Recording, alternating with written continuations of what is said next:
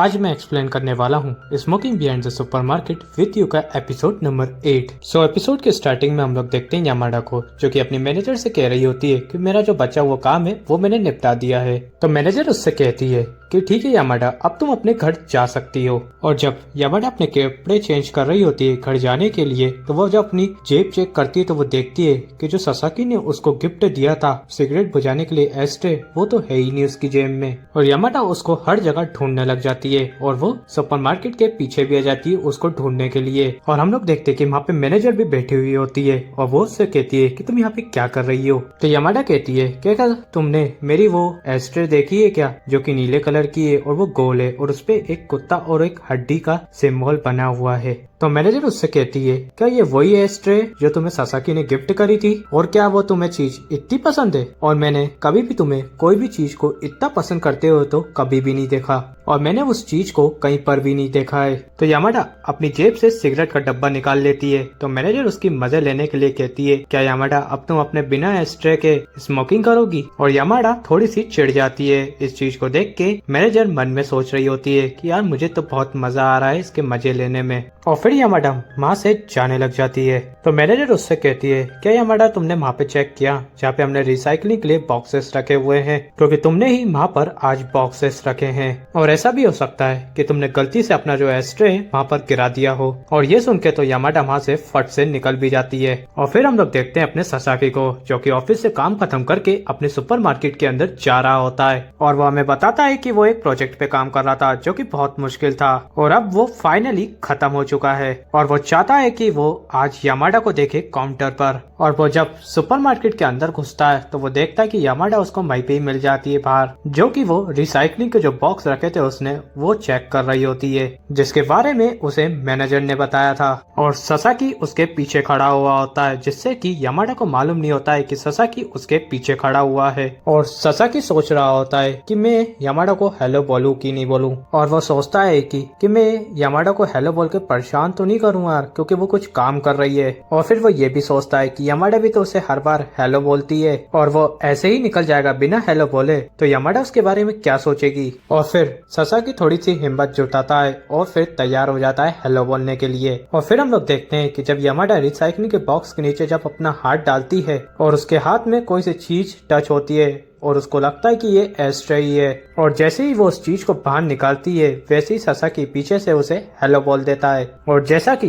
Yamada को नहीं मालूम था कि ससाकी उसके पीछे खड़ा है, तो वो गलती से वो चीज को गिरा देती है जिसे वो एस्ट्रे समझ रही थी, क्योंकि वो बहुत ज्यादा घबरा गई थी ससाकी को देख के। और वो ये सोच रही थी कि कहीं ससाकी वो एस्ट्रे न देख ले जो कि उसने तयामा को दिया था, क्योंकि तयामा अभी यामाडा के भेस में है, और कहीं ससाकी को ये ना मालूम चल जाए कि वही तयामा है। और फिर हम लोग देखते हैं कि जो चीज यामाडा ने अपने हाथों से गिरा दी थी वो कोई एस्ट्रे नहीं थी, वो एक बेब्लेड था। और ससाकी उसको उठा लेता है और बोलता है ये तो एक टॉय है। और फिर वहाँ पर वो बच्चा भी आ जाता है जिसका वो बेब्लेड होता है, और वो ससाकी से कहता है कि ये बेब्लेड मेरा है और बुड्ढे तू ये मुझे वापिस कर दे। और उसके पीछे उसकी मम्मी भी होती है, जो कि उसकी बदतमीजी देख के उसको एक घूसा मारती है। और वो उसके बच्चे की बदतमीजी के कारण वो ससाकी से माफी भी मांगती है। और हमें मालूम चलता है कि वो जो मम्मी है उस बच्चे की, वो सुपरमार्केट और यामाडा की चीफ हैं। और वो ससाकी से कहती हैं कि तुम तो यामाडा के 28वें फैन हो, जिससे कि ससाकी थोड़ा बहुत शर्मा जाता है। और वो चीफ अपने बेटे से कहती हैं कि तुम ससाकी को थैंक यू बोलो क्योंकि उन्हें तुम्हारा टॉय ढूंढ के दिया है। और वो बच्चा ससाकी को थैंक यू बोलता है, लेकिन ससाकी उससे कहता है कि बच्चे मैंने तेरा टॉय नहीं ढूंढा है, वो तो यामाडा ने ढूंढा है। और वो चीफ ससाकी को बोलती है कि मैं मेरे बेटे को बार बार मना करती हूँ अपने खिलौने को जेब में रखने के लिए, लेकिन वो मानता ही नहीं है। और यामाडा सोच रही होती है कि मैंने उस एस्ट्रे को ढूंढने के लिए इतनी मेहनत करी और आखिर में जाकर मुझे ये खिलौना ही मिला। और इसके बाद हम लोग देखते हैं कि 2 दिन बीत जाते हैं और तयामा सुपरमार्केट के पीछे बैठ के स्मोक कर रही होती है और वो बोल रही होती है कि मुझे अभी तक वो एस्ट्रे नहीं मिला और अब सुपरमार्केट का बाहर वाला इलाका ही बचा छानबीन करने के लिए। फिर वहाँ पर मैनेजर का कुत्ता टाइगरू आ जाता है और तयामा उसको देख के बोलती है कि मेरी कोई चीज खो गई है, जो कि गोल है, नीले कलर की है और उसके ऊपर तुम्हारी तरह एक पैटर्न बना हुआ है, जो कि ससाकी को भी बहुत पसंद थी और उसने वो मुझे गिफ्ट करी थी। और और उसे बहुत अच्छा लगता था जब मैं उस एस्ट्रे को उसके सामने यूज करती थी। और ये सब बात एक कुत्ते को बताने में कोई मतलब नहीं है। और वो जाते जाते कहती है कि मुझे अब ससाकी से माफी मांगनी पड़ेगी क्योंकि उसने एस्ट्रे घुमा दिया। और फिर तयामा वहाँ से निकल जाती है और हमें मालूम चलता है कि ससाकी वहीं पर छुपकर तयामा की सारी बातें सुन रहा था। और ससाकी उस कुत्ते को धन्यवाद करता है भौंकने के लिए, मतलब उसने उसके ऊपर भौंका नहीं था वहाँ पर तयामा के सामने। अगर वो वहाँ पे भौंक देता ना ससाकी के ऊपर तो तयामा को मालूम चल जाता है कि ससाकी वहीं पर ही खड़ा है और उसकी बात छुप के सुन रहा हैगा। और फिर ससाकी सोचता है कि वो एस्ट्रे घूमने की वजह से तयामा बहुत ज्यादा ही परेशान हो गई है। और ससाकी खुश भी हो रहा होता है कि भाई उसको वो एस्ट्रे इतनी पसंद थी क्या। इस चक्कर में ससाकी भी बहुत खुश हो रहा था। और फिर ससाकी उस कुत्ते से कहता है क्या तुम मेरे साथ सुपरमार्केट के बाहर घूमने चलोगे। और फिर वो दोनों वहाँ से निकल जाते हैं। और फिर हम लोग देखते हैं अगले दिन ससाकी को सुपरमार्केट के अंदर, और वहाँ पे उसे फाइनली यामाडा भी मिल जाती है और उसका बिल बना रही होती है। और यामाडा ये सोच रही होती है कि मुझे ससाकी से सॉरी बोल देना चाहिए क्योंकि यार मैंने उसका एस्ट्रे घुमा दिया जो कि उसने मुझे गिफ्ट किया था। और ससाकी उससे कहता है कि यामाडा मैं तुम्हें कोई चीज देना चाहता हूँ जो कि तुम तयामा को दे देना। और वो अपनी जेब से वो ही एस्ट्रे निकालता है जो कि तयामा ने खो दी थी। और यामाडा जब वो एस्ट्रे को देखती है तो बहुत ज्यादा ही शॉक हो जाती है। और ससाकी उसको बताता है कि ये एस्ट्रे उसे बाहर नाली में मिला। और ससाकी उसे झूठ मूठ की कहानी बताने लग जाता है कि वो बाहर सुपरमार्केट के घूम रहा था और उसको नाली में ये एस्ट्रे पड़ा हुआ मिल गया और उसने इसे अच्छे से साफ कर दिया है और ये कहीं से भी टूटी हुई भी नहीं है। और ससाकी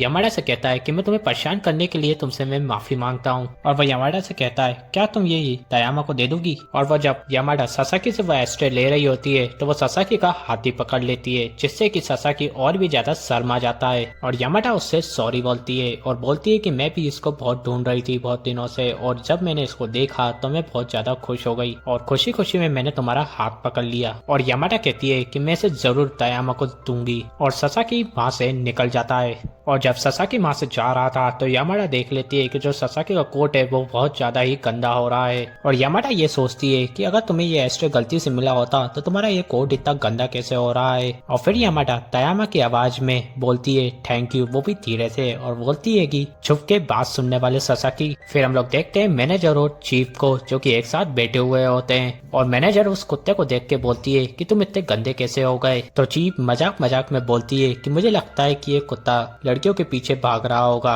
हम लोग देखते हैं कि ससाकी सुपरमार्केट में से पेट फूड ले लेता है और वो सुपरमार्केट के पीछे आ जाता है जहाँ पे उसे वो कुत्ता भी मिल जाता है और वो उसे धन्यवाद भी करता है उस चीज को ढूंढवाने के लिए। और वो जब तयामा को देखता है तो वो एकदम से चौंक जाता है और उसको मालूम नहीं होता है कि तयामा वहीं पे बैठी हुई है। और ससाकी सोचता है कि मैंने तो सब कुछ यामाडा को बताया था और तयामा को तो इसके बारे में कुछ मालूम ही नहीं है तो मुझे कोई घबराने की जरूरत नहीं है। तो फिर तयामा सोचती है कि ससाकी को दाइगुरु से क्या काम है। तो मैं बता दूं दोस्तों, ये जो दाइगुरु है ये कुत्ते का ही नाम हैगा।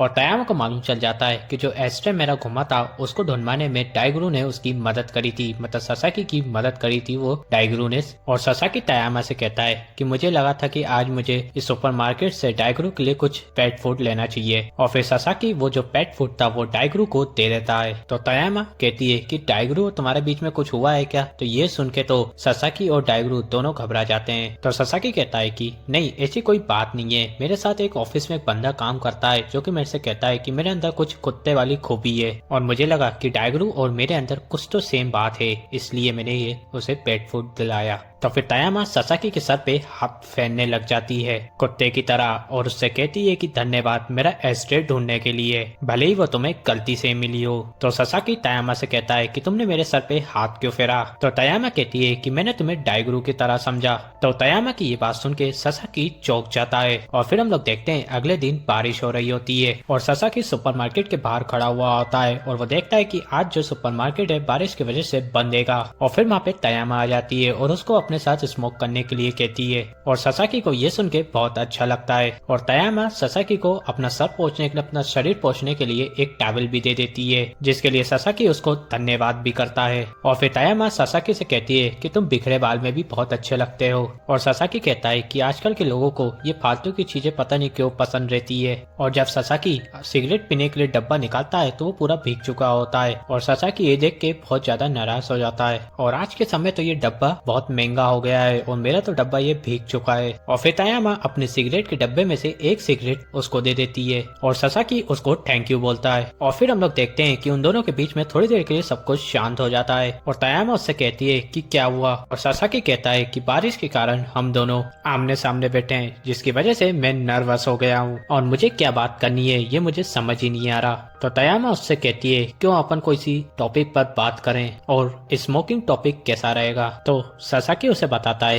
कि मैंने स्मोकिंग करना क्यों स्टार्ट किया। तो वो उसे बताता है कि वो जब कॉलेज में था तो उसकी गर्लफ्रेंड थी तो उसने उसको स्मोकिंग करवाई थी, मतलब उसकी गर्लफ्रेंड ने उसे पहली बार स्मोक करवाया था। और ये सुन के तायामा हंसने लग जाती है। तो सासाकी तायामा से पूछता है कि तुमने स्मोकिंग करना क्यों स्टार्ट किया था। तो तायामा कहती है कि मैंने किसी को स्मोक करते हुए देखा था तो मैंने भी उसको देख के स्मोकिंग करना स्टार्ट कर दिया। और 8 साल पहले हमारे सुपरमार्केट के सामने स्मोकिंग हुआ करता था और वहाँ पर कस्टमर स्मोकिंग करा करते थे, जहाँ पर एक ऑफिस का बंदा जिसके बिखरे हुए बाल भी थे वो भी वहाँ पर स्मोक करता था खड़े होके। और तायामा ये भी बताती है कि पहले वो कुछ गलतियों के कारण अपनी जॉब भी छोड़ने वाली थी, लेकिन वो बंदे ने तायामा को एहसास दिलाया कि तुम इसी जॉब के लिए बनी हो, और वो बंदा हमेशा मेरे दिमाग में रहता था। और सासाकी तायामा से कहता है कि तुम उस बंदे को पसंद करती होगी, और सासाकी उससे ये भी कहता है कि अगर मैंने कुछ गलत कह दिया हो तो तुम भूल जाना ये बात को। और वहाँ पर हम लोग देखते हैं कि बहुत तेज हवा चलने लग जाती है जिससे कि सासाकी और तायामा के दोनों के बाल उड़ने लग जाते हैं और एकदम से जो सासाकी के पीछे स्टैंड रखा था वो गिरने लग जाता है और सासाकी जल्दी से उठ के